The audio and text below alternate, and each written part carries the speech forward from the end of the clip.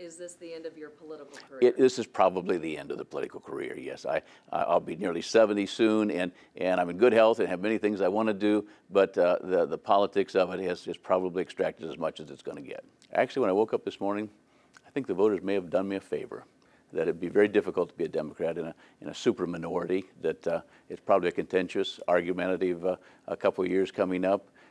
My life will probably be better spent in other ways. Sounds like you have some concerns then for the future in the State House. The voters made their choices.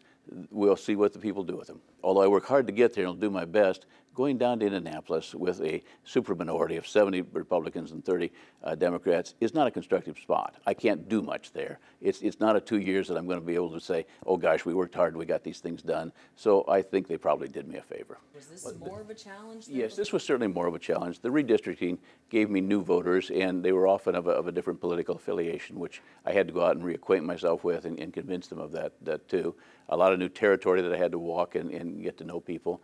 It was much more expensive too. I had about $250,000 spent. A lot of it from out of state. I mean, the Cook brothers of national fame actually came in and spent $20,000 or $30,000 against me. I think it had more to do with fracking and oil and utilities than anything else, but I haven't had out-of-state stuff like that in the past. I gave it my very best. I have absolutely no regrets. I don't think I left a stone unturned. I talked, where two people gathered, I came to talk to them. I went to every neighborhood association. I walked to every house. I did raise money, all the things that you have to do. I'm not convinced I could have done another thing differently and won. Your proudest moments. I know it's hard to pick a few, but in 40 years. Oh, there have been many great ones, and proud ones are not necessarily the highest peaks, but I suppose some of the biggest were fighting hard to keep International Harvester here. We didn't get to keep them, but we put together nationally recognized packages, which we then used to bring in General Motors.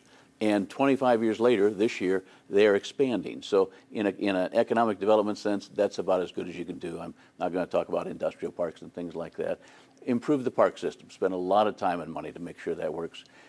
Made sure IPFW became a class university. I mean, if you go out there now 10 years after we started, you can be proud. It's got a medical school. It's got the best acoustics in a music building. It's got one of the finest science buildings. It will accentuate Fort Wayne for generations to come. What's next? Next, I think I'm just going to look for new opportunities of things to do that utilize the knowledge I have about the city and the state. I'm not in any rush. If I had my choice, I'd actually like to be on the Indiana Utility Regulatory Commission so I could deal with regulating utilities, but you have to get that to the governor, and I don't think the governor's ever going to give me something like that. But in the sense of making Fort Wayne better, I'll continue to try to do that.